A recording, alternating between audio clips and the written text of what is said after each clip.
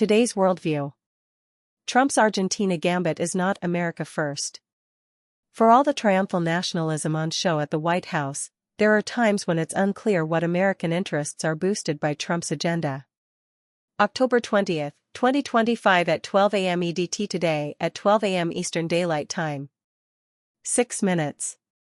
Summary. 6. President Donald Trump greets Argentine President Javier Milei at the White House on October 14. Demetrius Freeman / The Washington Post. Column by Ishan Tharoor.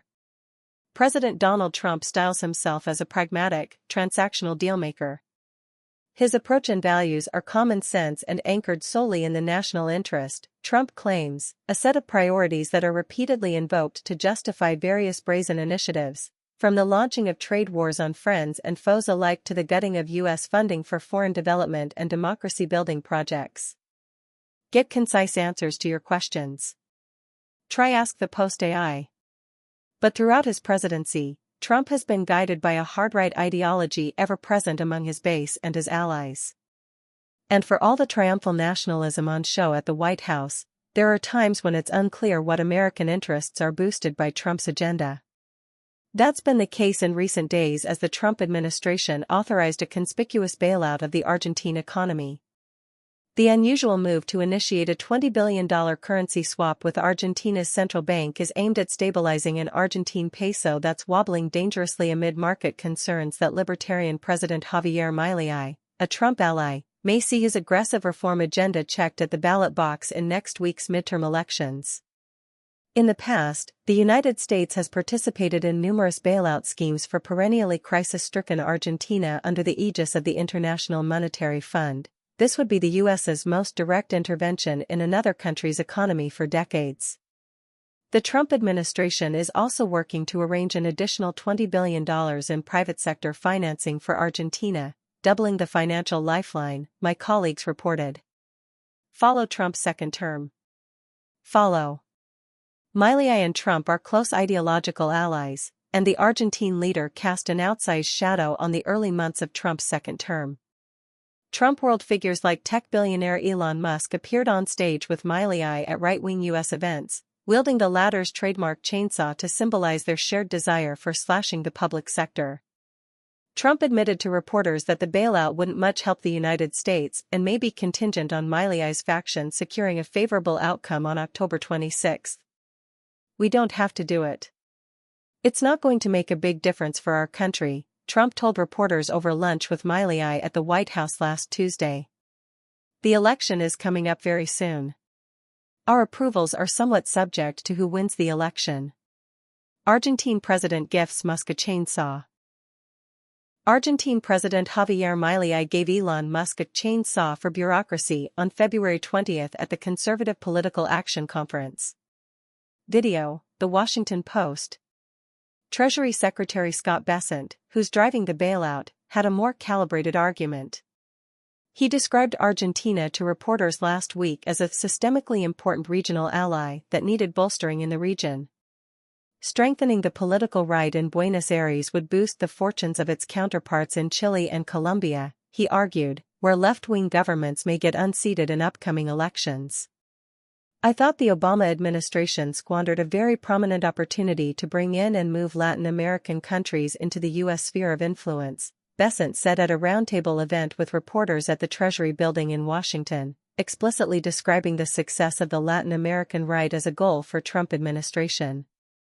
Governments had swung from left to right and then, through neglect, they swung back hard left again, where many of them are now, but now they're coming back the other way.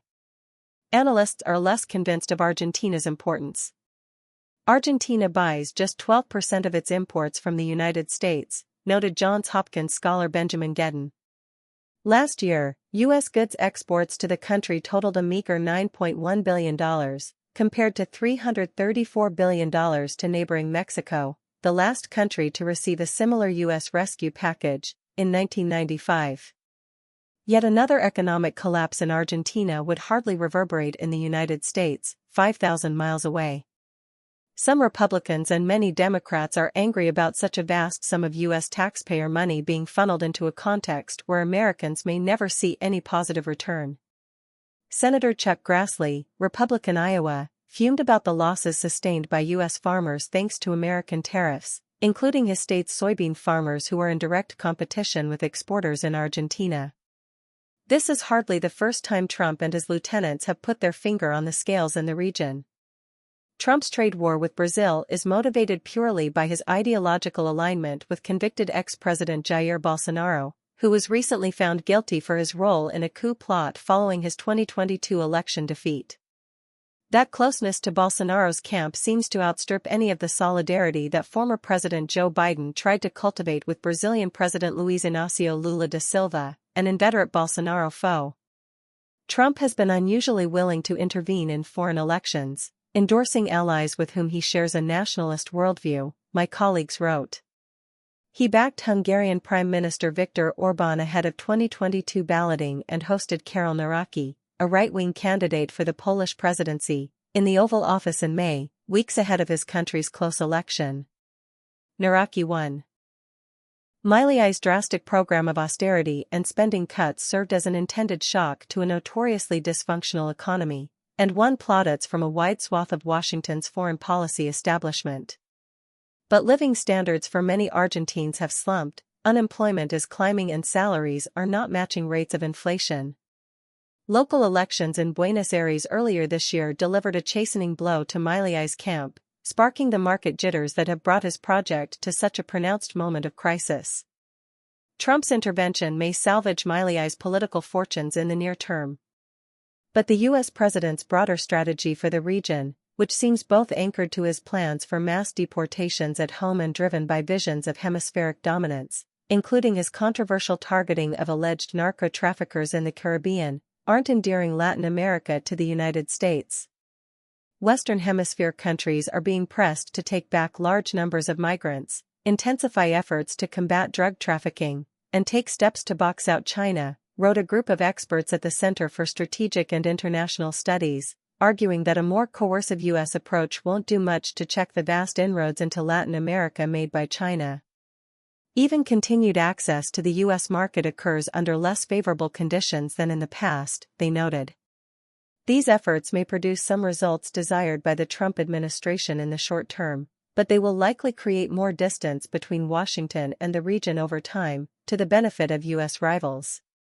Sign up to receive Worldview, a free, thrice-a-week email newsletter from the international desk of The Washington Post.